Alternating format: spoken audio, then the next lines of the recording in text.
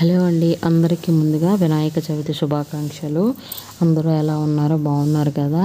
అయితే వినాయక చవితి రోజున గణేశునికి 21 రకాల ఆకులతో పూజిస్తారండి. అయితే వినాయక చవితి రోజున పూజలో ఎందుకు 21 పత్రాలు వాడుతారు, 21 పత్రాల తాలూకా పేర్లు ఏంటో తెలుసుకుందామండి. వీటి తాలూకా అంటే వైద్యం పరంగా ఎన్నో రహస్యాలు అయితే 21 పత్రాల్లో ఉన్నాయండి. అయితే నిజానికి వినాయక చవితి పూజ అనేది సమాజాన్ని మేల్కొల్పి అందరూ ఒక్కటిగా ఉంటే కలిగే లాభాలు ఏమిటో చెప్పడానికే మనకి ఈ పండుగ అనేది చేస్తారండి. అయితే మత విశ్వాసాల పేరున కొన్ని మంచి పనులు చేయవచ్చని చెప్పడమే ఈ వినాయక చవితి విధండి. చాలామంది కూడా వినాయక చవితి రోజున ప్రతిమలు తెచ్చి పూజ చేస్తూ ఉంటారు. మట్టి విగ్రహాన్ని చేసి పూజ చేసినట్లయితే మంచి ఫలితం ఉంటుందండి. దాన్ని మనం ఇంట్లోనే ఈజీగా మనం నిమజ్జనం కూడా చేసుకోవచ్చండి.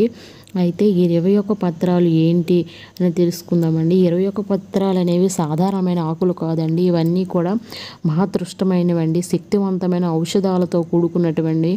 అయితే ఆ రోజున ఈ 21 పత్రాలు కూడా మనకి అంటే 21 పత్రాలు తాలూకా పేర్లు అనేవి తెలుసుకుందామండి. మాచీపత్రం అండి, మాచీపత్రం ఒకటి, రెండోది బృహదీ పత్రం ఒకటండి, మూడోది బిల్వపత్రం అండి, మారేడు దళం అంటాం కదా, నాలుగోది వచ్చేసి దూర్వాపత్రం అండి. దూర్వాపత్రం అంటే గరిక అండి, గరికతో పూజ చేస్తాం కదా.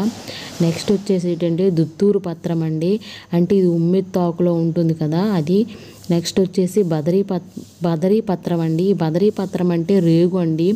నెక్స్ట్ వచ్చేసి ఏంటంటే అపమార్గ పత్రం అండి, తెలుగులో దీన్ని ఉత్తరేణి అంటారండి. అయితే నెక్స్ట్ వచ్చేసి తులసి పత్రం అండి. మన హిందువులు తులసి గురించి ప్రత్యేకంగా చెప్పవలసిన అవసరం లేదండి. తర్వాత చూతాపత్రం అండి. చూతాపత్రం అంటే మామిడి ఆకులండి. నెక్స్ట్ వచ్చేసి కరవీర పత్రం అండి, దీన్ని గన్నేరు అంటారండి. నెక్స్ట్ వచ్చేసి విష్ణుకాంత పత్రం అండి, ఇది నీలం తెలుపు పూలు ఉండేవండి, చిన్న మొక్క అండి. అయితే దామిడి పత్రం అండి, దామిడి అంటే దానిమ్మ ఆకు అండి. దేవదారు పత్రం అండి, దేవతలకు అత్యంత ఇష్టమైన ఆకు అండి దేవదారు పత్రము. మరువక పత్రం అండి, దీన్ని మరువమని కూడా అంటారు. నెక్స్ట్ వచ్చేసి ఏంటంటే సింధువార పత్రం అండి. నెక్స్ట్ వచ్చేసి జాజి పత్రం అండి, అంటే సన్నజాజి పత్రం అండి. గడలి పత్రం అండి, దీన్ని లతా దుర్వ అని కూడా అంటారండి. నెక్స్ట్ వచ్చేసి సమీపత్రం అండి, జమ్మి చెట్టు ఆకులని సమీపత్రం అంటారటండి. నెక్స్ట్ వచ్చేసి అశ్వత్థ పత్రం అండి, రావి ఆకులని అశ్వత్థ పత్రం అంటారండి. అర్జున పత్రం అండి. నెక్స్ట్ అన్నారు కదా, ఈ 21 పత్రాలతో వినాయకుడికి పూజ అనేది చేస్తారండి.